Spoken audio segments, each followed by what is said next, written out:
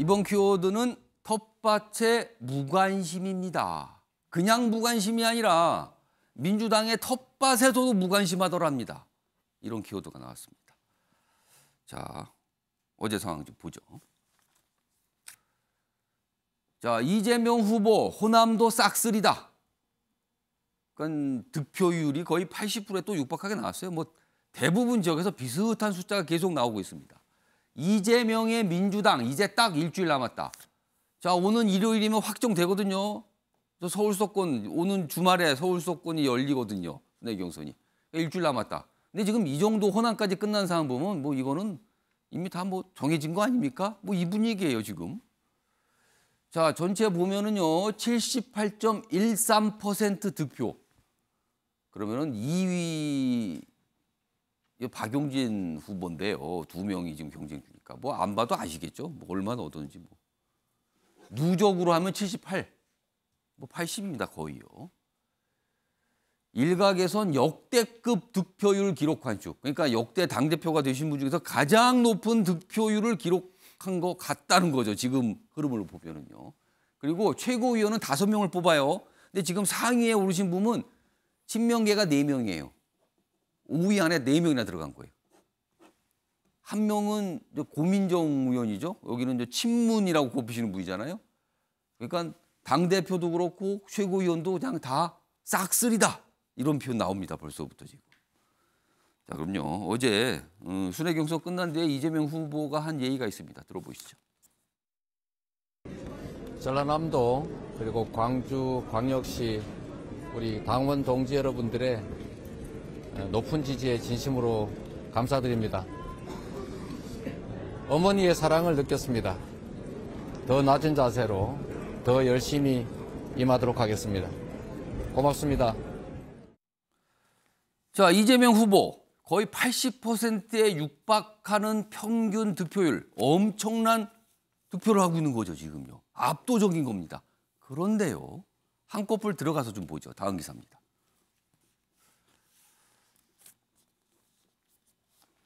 호남에서 외면받은 민주당 전당대회. 당내에서는 반성 없는 행보에 실망감 쌓여. 앞에 기사하고 분위기가 다르죠, 지금? 호남에서 외면을 받았다? 무슨 뜻일까요? 투표율입니다, 투표율. 지금 권리당원 중에서 이제 일정 기간 당비를 내시고 적극적으로 활동하시는 분들만 투표권을 갖게 되거든요. 근데 그 권리당원 투표율이 35%입니다. 호남에서. 평균을 밑돌아요. 다른 지역도 그렇다고 그렇게 높은 건 또 아닌데 호남은 유독이 더 낮다는 거죠. 호남 세 지역 보니까 한 35% 평균 나옵니다. 그런데 이렇게 되면은 6월 지방선거 당시에도 호남 당시의 투표율 자체가 굉장히 낮았어요. 근데 이번에도 또 그러는구나. 흥행 실패다. 그래서 호남서 외면 이렇게 나옵니다. 지금 표현이. 그러니까 이재명 후보가 압승을 계속 거두고 있는데 투표율 보니까 이거 좀 이상합니다. 이렇게 보고 있는 기사예요. 자, 이 얘기 좀 해보겠습니다. 신경민 전 의원님. 뭐 전체적으로 투표율이 높지는 않습니다. 호남은 유독이 낮아요. 지금요. 다른 지역보다도. 왜 이렇게 낮은 겁니까? 호남에서. 오대명 분위기, 확대명 분위기 때문에도 낮지만요. 예. 지방선거에서 보여줬던 이례적으로 낮은 투표율을 염두에 두고 보면 이 연장선상에 서 있는 거 아닌가 생각이 됩니다. 지방선거에서 37.7% 호남 예. 투표율이 대충 그 정도 선에서 끝났거든요. 광역 지역에서 가장 낮았습니다. 네, 지금. 그래서 이거 대단히 심각한 사태구나라고 그때 평가를 했고 전망도 이 분위기로 계속 가면 민주당에 위기가 오는 거 아니냐. 결국은 무관심, 외면 예. 뭐 이런 쪽으로 지금 분위기가 가는 거 아니냐라고 걱정을 했는데요. 예. 전당대회에서 한번 보자 이런 분위기가 있었습니다. 근데 이제 전당대회를 4주로 나눠서 주말마다 치르게 되는데 2주가 지나고 났을 때가 권리당원의 약 20% 조금 넘는 정도가 끝났거든요. 그러니까 70%가 넘는 권리당원들이 호남하고 수도권에서 자기 한 표를 행사하게 됩니다. 그래서 70%가 넘는 권리당원들이 얼마나 참여하고 예. 어떤 득표율을 보일 것이냐라는 것이 앞으로 그러니까 이번 주와 다음 주에 굉장히 중요할 것이다라고 예상을 했거든요. 예. 근데 지금 금방 우리가 기사에서 본 대로 이렇게 나타난 것을 보면은 역시 권리당원들도 일반 국민들과 다름이 없는 평가를 민주당에 대해서 하고 있구나. 그리고 이번 민주당 전당대회에 대해서 특별한 기대를 걸고 있지 않구나라는 것을 일단 투표율에서 알 수 있고요. 예. 그리고 득표율을 보게 되면은요. 2년 전에 있었던 그때도 이낙연 대표가 어차피 될 거라 그래서 어대낙이라고 그랬습니다. 어대낙이라는 다 표현이 있었습니다. 기억하실 거예요. 예. 그때 득표율이 50% 됩니다. 아. 그러니까 지금 이 80%에 육박하는 이 득표율은 대단한 겁니다. 역대의 보기 드문 득표율을 하고 있다는 신기록이 것은 나올 수도 있겠네요. 네, 맞습니다. 예. 이제 뭐 이번 주에 수도권까지 해서 맞춰 보면 정확하게 나오겠습니다만은 기록적인 득표율이 나올 수가 있습니다. 그런데 투표율은 기록적인 낮은 투표율이 될지 아니면 그 어느 순간 하여튼 비교적 낮은 투표율이 될 것 같아요. 구체적인 건 이번 주말을 예. 봐야 되겠죠. 근데 낮은 투표율에 기록적인 득표율이 나온다라는 것이 과연 무슨 의미일까? 분석을 미리 해보자면 그렇게 좋아 보이지는 않습니다. 혹시요 지금 35% 그러니까 호남 지역만 보면은 35% 다른 지역도 물론 30%도 있지만 또 높은 곳도 있지만 전체적으로 보면 호남 지역이 유독 나는데 35%가 나왔어요 투표율이요. 그런데 그 곳에서 이재명 후보가 거의 80%에 육박하는 지지를 받은 거거든요. 그렇다면 그 35% 투표한 권리당원 이분들은 대부분 다 이재명 후보 지지자들만 한 겁니까 그럼? 투표를? 글쎄, 지금 이게 정확하게 말씀을 드리기는 매우 어렵습니다. 예. 다만 그런 추세가 보인다라는 것은 분명하게 말씀드릴 수 있고요. 그럼 이재명 후보를 지지하지 않으시는 권리당원들은 아예 투표를 안 하는 겁니까?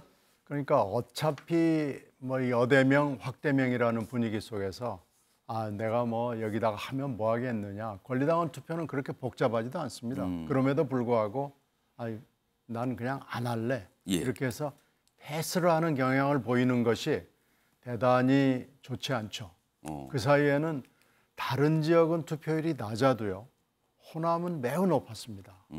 그래서 그 호남의 그 판단, 예. 호남의 분위기, 열기라는 것이 당의 어떤 에너지로서 활용이 됐고 그것을 기반으로 해서 당이 움직이는 어떤 방향을 설정하고 이런 적이 많았거든요. 예. 근데 지금 분위기는 호남도 민주당에 대해서 별로 큰 기대와 열망이 없다. 이렇게 만약에 읽히게 되면은 이건 보통 심각한 상황이 아니고요. 수도권에도 호남 출향 인사들이 대단히 많거든요. 예. 그런데 그분들까지도 만약에 수도권에서도 예. 이런 분위기를 지속한다 그러면은 민주당이 심각하게 받아들여야 됩니다. 짧게 추가 질문 드리면 이번 주말에 이제 서울 수도권 순회 경선 있는데 인천을 그 제외하고. 예, 인천까지 포함돼서요. 그 세 곳이잖아요. 네, 그럼 인천은 제외, 인천은 이미 했습니다. 예. 그러면 경기와 서울 네. 두 곳이 남았는데 이 지역의 권리 당원은 비중이 얼마나 됩니까? 이 두 지역은. 여기가 대단히 높습니다. 예. 물론 호남 출향 인사들이 포함이 되어 있기 때문에 호남과 수도권을 합해서 70%가 넘거든요. 근데 지금 호남은 끝났죠. 호남은 끝났으니까요. 숫자상으로는 수도권이 더 많습니다. 그렇다면은 넉넉 잡아서 한 50만이 넘습니다. 그러니까 지금 110만이 모집단이거든요. 50만이 넘기 때문에요. 이 절반 정도 되네요. 네, 이 50만 정확하게는 아마 47%로 예. 제가 기억이 나는데요. 반이라고 잡고요. 예. 이 반 되는 분 중에서 몇 분이나 투표에 참가할지가 대단한 관심거리 중에 하나입니다. 자, 뭐 몇 가지 질문 좀 나눠서 신경민 전 의원께 좀 드려봤고요. 유경호 의원님. 앞선 기사에는 이러면 이재명의 민주당 딱 일주일 남았다. 뭐 사실상 이제 굳어진 거 아니냐 이렇게 좀 보고 있는데 근데 이런 모습으로 이재명 당대표 체제가 들었을 때 과연 여론의 지지를 얼마나 받을 것인가. 이겁니다. 관건은요. 어떻게 평가하십니까? 저도 그게 걱정스럽습니다. 그러니까 이런 정당의 전당대회가 벌어지면 이 정당 당원이 아닌 사람들도 거기에 관심을 갖고 뭔가 좀 저 당이 좀 변화가 있구나. 예. 뭐 이렇게 되는 게 효과잖아요. 그게 바로 컨벤션 효과인데 예. 지금 민주당의 전당대회는 그냥 그들만의 잔치에 그치는 거예요. 저는 지역별 권리당원들의 투표율 얘기했지만 호남이 물론 높아야 되는 거 과거의 전례에 비해서 그래야겠죠. 예. 그러나 제주나 충남은 호남보다 더 낮았거든요. 예. 그러니까 권리당원이라는 건 내가 당비를 내고 적극적으로 내가 이 당에 활동을 하는 사람들이지 않습니까? 예. 저는 그거보다 온라인 투표율이 10%대에 그쳤다는 게 이거 호남 온라인 지역이 투표율이라는 건 지금, 예. 요즘 같은 상황에서는 편의를 제공해 주는 거고 당원으로서 최소한의 권리 행사를 하도록 장을 열어준 거잖아요. 굉장히 쉽게 할 수 있는 거죠. 쉽게 접근할 수 있는데도 10%, 15%, 17%밖에 예. 안 되는 게 저는 민주당이 지금 보여주는 그들만의 잔치에 머물고 있는 거다. 역으로 국민의힘도요. 왜 비대위를 구성하죠? 멀쩡하게 전당대회에서 뽑은 당대표를 주저앉히고 최고위원들이 전부 사퇴를 하고 비대위로 예. 가는 이유는 예. 지금 당의 위기라고 스스로 자인을 하고 외연을 확대하기 위해서지 않습니까? 예. 민주당도 전당대회를 하는 이유가 뭐예요? 외연을 확대하기 위해서잖아요. 예. 그런 점에서는 이번 전당대회는 실패다. 그리고 더 심각한 건 어떻게 지지율이 처음부터 끝까지 78%에서 80%를 왔다 갔다 할 정도로 맹목적인 지지가 한 후보에게 다 쏟아지느냐. 예. 이건 정당의 위기라고 해도 과언이 아닐 것 같다. 왜 그랬는가는 뭐 이미 다 나옵니다. 뭐 반성도 안 했다. 예. 지방선거에서 두 번이나 대통령 선거부터 지방선거까지 두 번이나 실패했는데 책임도 지지 않았다. 뭐 여러 가지 아니에요. 예. 그러면 새롭게 출범하고 나서 얼마나 그러면 정통성과 정당성을 가지고 그렇게 외연을 확대해 나가는데 뭔가 상승 효과가 있을 것인가. 그거 굉장히 어두워 보이잖아요. 그런 점에서는 사실은 거대 정당들이 이미 자기들의 기득권에 딱 안주를 하면서 예. 뭐라 그럴까 매기가 들어와 가지고 뭔가 좀 휘젓고 다니는 이런 위기를 모르는 거 아닌가. 예. 그런 점에서 저는 전당대회 이후가 더 걱정이 됩니다. 최윤철 편집위원 짧게 지금 뭐 두 분이 이제 그러니까 논평 중에 이제 쓴소리를 섞으셨어요. 이거 문제가 많다. 이거 심각해 보인다. 지금 이 상태가. 뭐 득표 높다고 이게 좋아할 만한 상황이 아니다. 지금 뭐 이렇게 여러 가지 분석해 주셨는데 80%까지 나오는 거예요. 다른 후보하고 너무 많이 차이가 나거든요. 근데 이재명 후보는 그동안 많은 문제점을 지적을 받은 후보입니다. 근데도 민주당 내에서 저렇게 높게 나와요. 이건 무슨 현상입니까? 그럼 결국에는 팬덤들만 남아서 지금 투표에 참여하고 있고 당의 건강성을 걱정하고 그리고 당의 미래에 대해서 걱정하는 사람들은 다 퇴장해버렸죠. 근데 그런 걱정을 하시는 분들은 왜 다른 후보엔 투표를 안 하십니까?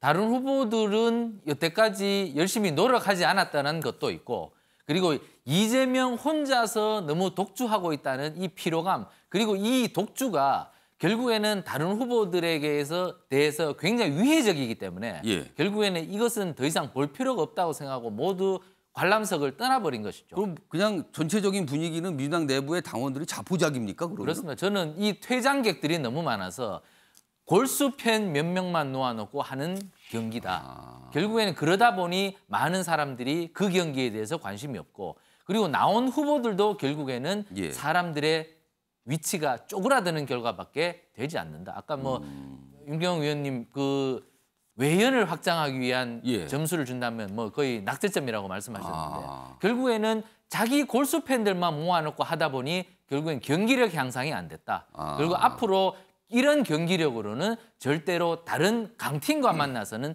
이길 수 없는 그러한 약팀이 될 수밖에 없는 민주당이 돼버렸다. 그렇기 예. 때문에 이번 민주당의 전당대회에 대해서는 많은 사람들이 걱정하고 그리고 대한민국의 민주주의의 건강성 결국에는 민주주의는 복수성을 생명으로 하는 것인데 예. 이렇게 된다면 국민의힘의 지지율이 올라가 버린다면 국민의힘의 독주가 된다는 것이죠. 그러니까 국민들이 가장 걱정하는 일당 독재, 독주, 독재 이런 것에 대한 위험성이 나타날 수 있기 때문에 민주당이 제1야당으로서 건강성을 회복하기 위해서는 저러한 특정 후보의 독주를 막아야 된다. 예. 저는 민주당 당원들이 앞으로 좀 개혁에 나서야지 민주당이 바뀔 것 같습니다. 지금 집권 여당이 국민의힘도 뭐 잘한다는 소리 못 듣고 있거든요.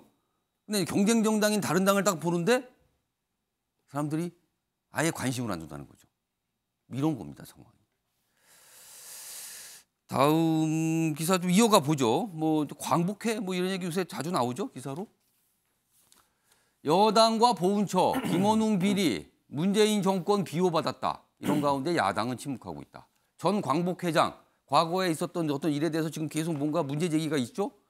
여기 보면 문제점이 1월에 드러났는데 보훈처장의 주장이에요. 제대로 수사되지 않았다. 당시에 뭐 알고 있었던 거 아닙니까? 근데 일부러 안 한 거 아닙니까? 뭐 이런 주장인 거예요.